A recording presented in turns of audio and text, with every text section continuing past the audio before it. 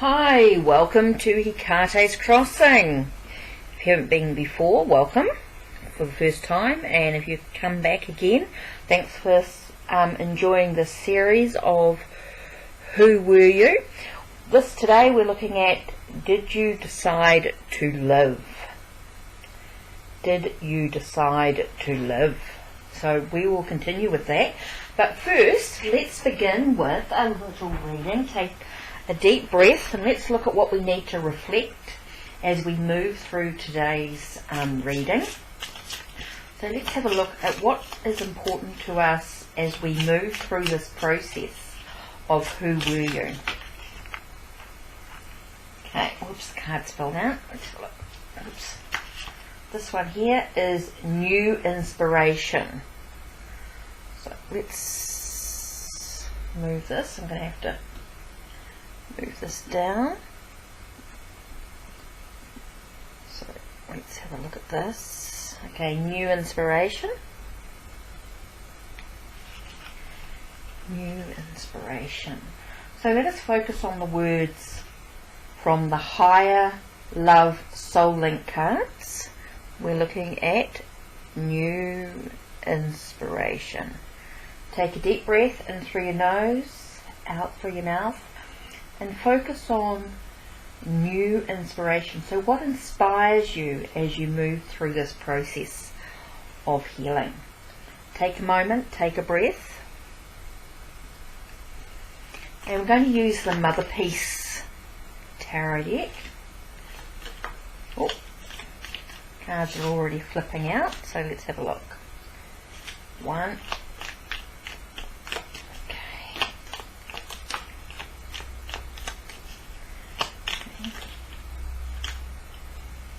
Felt that one go there.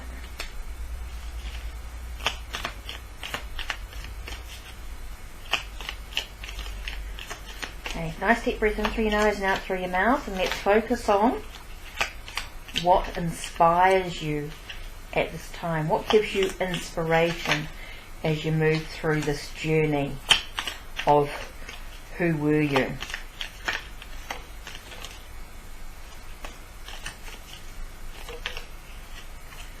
Oh. Okay. That feels like it at this time. Okay, so got a few cards to look at. So let's have a look.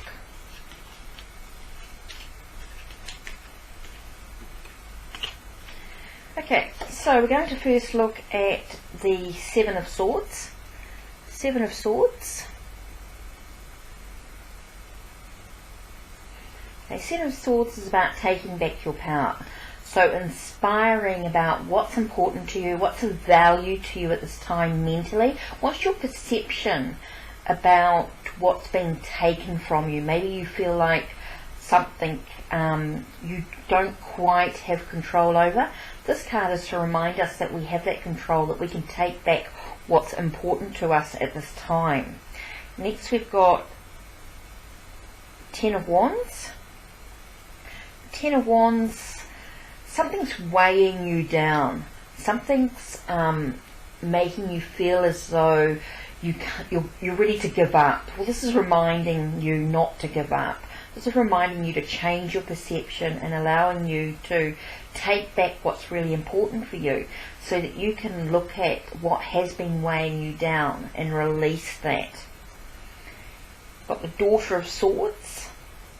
Okay, Daughter of Swords to me is very much about the truth of the situation, about a bit of a truth seeker, allowing yourself to see the truth and want the facts, wanting people to, you keep searching for the truth of it, you keep looking for it, and you're hoping that's what you'll find as you move through this process. And next you've got the Shaman of Swords.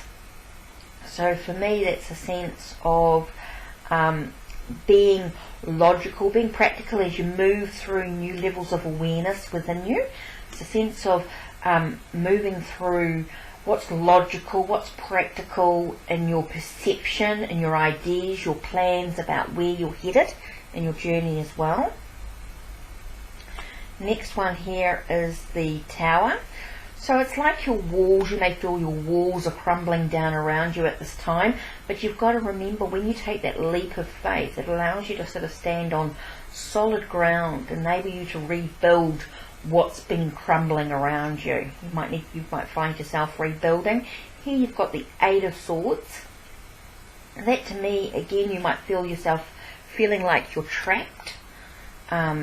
Maybe you need to look at your perspective and what you're seeing, and knowing that you can overcome those challenges. You can unbind yourself or let yourself out of the cage, so to speak, so that you can move ahead. Here you've got the Three of Cups. That, to me, is about celebrating who you are as an individual, but also you might find yourself celebrating with others and finding yourself in new perspectives, maybe allowing yourself emotionally to feel like you're expanding and growing and developing within yourself. Here you've got the Devil. The Devil is about your addictions, your challenges, what keeps you chained to the past. Here you've got the it also talks about habits as well. I'm also getting habits, or your sense of what ties, what's holding you chained to the situation. Here you've got the Crone. So you've got this light at the end of the tunnel. You've got this being in silence and meditation and reflection, allowing yourself to sit in silence and hear what's really important, when you can truly listen to your inner self. Here you've got Nine of Wands. This, to me, is about perseverance through sitting still, and this card here reminds me about sitting still in silence and reflection, allowing yourself to persevere and allowing yourself to move through new levels of awareness as you move into some creative energy, which is really important for you right at this time. Here you've got the Daughter of Cups, and Daughter of Cups, to me, is a sense of being emotionally wounded. You might find yourself being easily wounded emotionally. You might find yourself sort of wearing your emotions on your sleeve, so to speak, and finding yourself being hurt by what others think of you or speak about you. And then you've got Judgment, and Judgment, to me, is about awakening who you truly are on a spiritual level, allowing yourself to be who you truly are. Look at your eternal possibilities, which is really, really important. So there you have the Seven of Swords, Ten of Wands, Daughter of Swords, Shaman of Swords, Tower, Eight of Swords. So there's a lot of things about thoughts, ideas. Communication seems really, really important for you over the week, over this week, which seems really important. There's a lot of communication as you share your ideas, your thoughts, especially with what you're moving through with this process. You've got the Three of Cups, so you're about celebrating who you are as an individual, also maybe celebrating with others this week. You might find yourself releasing those chains, breaking away from past habits and things going on. Here you've got this about the silence, about sitting in silence seems really, really important. Allowing yourself to truly hear what's important. A lot of meditation, reflection, contemplation. Very, very important for you as you work through into a creative energy. Persevere. And allowing yourself to acknowledge your emotions, I think, is really important as you move through this process. Acknowledging your emotions as you awaken who you truly are. So let's look at the Divine Feminine.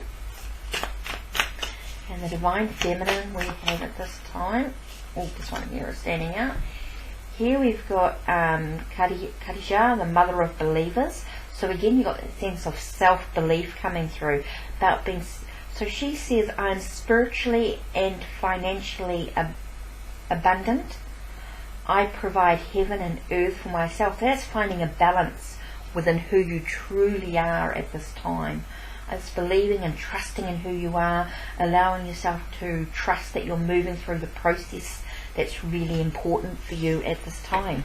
So time for you to take a deep breath and embody this energy, this reading that's going through about what inspires you, what gives you new inspiration for your journey, especially as you self-believe in who you are. You allow yourself to break away from the old. I feel like there's a lot of release of the old, changing your perceptions on many levels as you move towards what's really, really important for you. What gives you that inspiration? Self-belief is so important. So let us continue with the book. Who were you? As you sit and focus on this card, so let me read this for you. Did you decide to live? Who you were, how you came to be, and why you came to life are three of the mysteries this book helps you to explore. Mark Twain, the American writer, once said that when the world ends, the last word to be spoken will be why. As every parent knows, it is about the first question we ask. Why did we come to life? Did you decide to live of your own free will? Or was it fate, destiny, or chance that you came to life? Was your conception a genetic accident, a gleam in your parents' eyes, or part of the grand plan? Did God, or that which you call God, universal deity, bring you life to fulfill a purpose? Are we all manifestations of a cosmic impulse out to create an ever-expanding intelligence? Or are we products of a satanic takeover but bid to control the universe? In fairy stories, people are turned to stone or sent to sleep for 100 years as a punishment, or to satisfy the whim of all sorcery's wizardry. Then they are brought to life again at the hand of some magical power. So did life decide to live itself just to demonstrate its own truly magical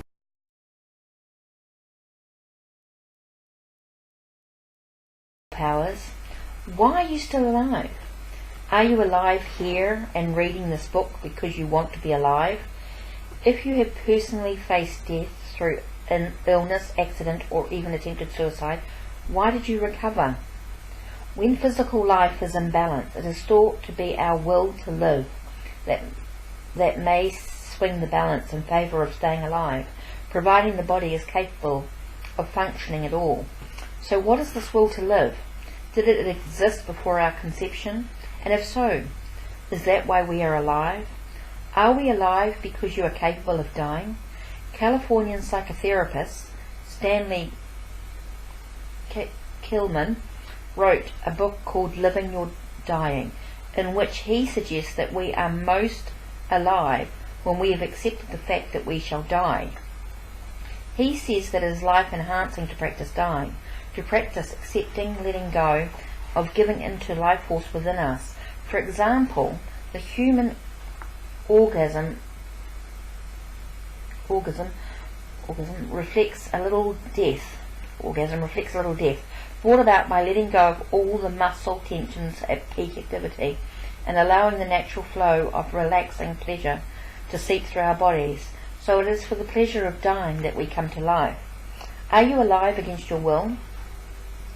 In times of great adversity, it is not uncommon to hear someone complain that they didn't choose to be born. Having no option in the matter of birth may mean we have no real choices in life at all. Are we here to fulfill the purpose of another being's spiritual development? To that purpose many religions say was chosen for us, while perpetuating of the species it's said to be a biological purpose.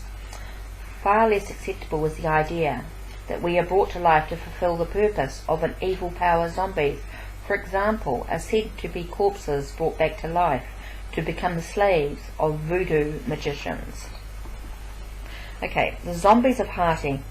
In 1791, Haiti was a French Haiti was a French colony where a priest sorcerer called Boukman held a freedom ritual deep in the interior forests with thousands of enslaved Haitians. He sacrificed animals, inviting everyone to drink of their blood. As they danced wildly in the mud caused by torrential rain, independence came to the Republic of Haiti as a direct result of this event.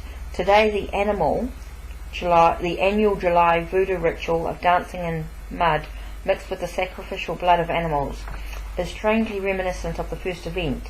It is believed that an evil sorcerer called the Bukur cast spells on newly dead corpses, bringing them back to a zombie half-life as his slaves. Voodoo means the power of the masses. Through this voodoo ritual, Haitians hope to overcome the power of the Bukur. When a member of a family dies, relatives guard the tomb until it is thought that the corpse will be too decomposed to be of any use as a zombie. In this way, they protect their dead from becoming transformed into walking corpses by the Bukur. Many families claim to recognize existing zombies as past relatives. It is said that if a zombie tastes meat or salt, it realizes its true condition and returns to its proper resting place, the grave from whence it came. Any visitor to Haiti can see those the Haitians call zombies, hopeless figures with black eyes and faces. The French anthropologist Alfred Mitrieu investigated evidence both for and against zombies in the 1950s. He concluded that they were ordinary humans, nothing more than sick and suffering, demented, wretched lunatics. Other investigators have unearthed what appears to be random frauds arranged to impress visitors. The administration of drugs which produce a coma indistinguishable from death has been suggested, and the modern criminal code of Haiti includes a paragraph describing such an act as murder, no matter what the outcome. Traditionally, it takes 5 days to produce a zombie, yet a locally grown drug has been identified that could produce such coma and sufficient brain damage to result in the cataleptic condition common to those who are recognized as zombies. Any such drug would have to be available locally, since zombies have existed in Haiti for at least 3 centuries. Haitians who have recognized their formerly dead loved ones wandering the streets in a zombie state remain unconvinced by any outsider's explanations. Fear prevents people from taking a wandering corpse to a few modern hospitals where the condition would be properly diagnosed. Attempts to do so in the past have resulted in strange disappearances and murder. So there are still people slaving in the remote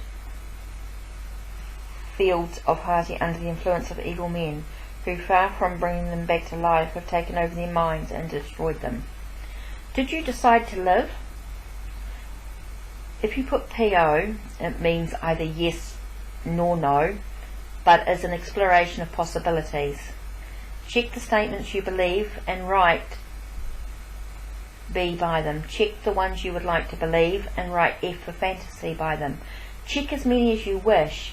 You may like to add other statements in the blank spaces if you wish to. Okay, which we're not going to worry about today. But the first one is, okay, is it yes or PO? Okay, I was offered the opportunity to take life and I accepted.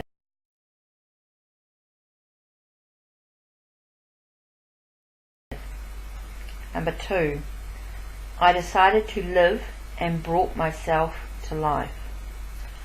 Number 3, I come to life of my own free will, manifesting myself from the cosmic forces of which I am a part. Number 4, I made a genetic decision to live. Number 5, I have lived many lives and decided to take another to further development of my soul. 6, I choose life to experience dying. 7, I choose to begin what I believe is eternal life. 8. I have always been alive and my choice is never to die. 9. I choose to perpetuate my species. 10. I fought to live. 11. I competed for a slice of life. And number 12. I came to life by falling in love with life. Okay, now it's no with P-O. Okay, ready? 1. It's sheer chance that I'm alive. 2. God, or that which I call God, gave me life. 3. Random genetics brought me to life.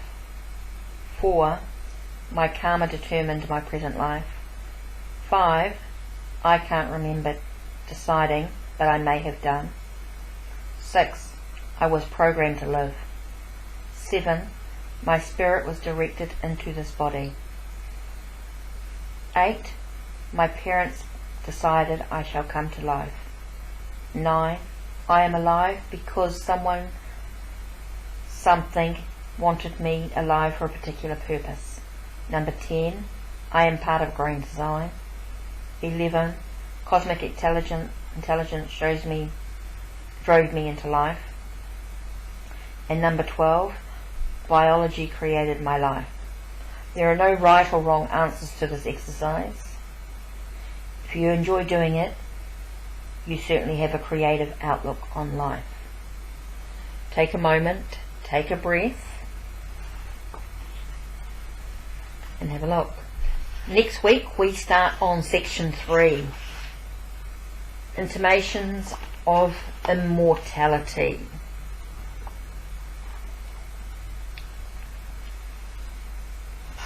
That's what we're going to look at next week. So there we are. Who were you? Higher Love Soul Link Oracle card, Motherpeace Tarot, and the Divine Feminine Oracle. Take a breath, take a moment, namaste, blessed be, and enjoy the rest of your week. Take care.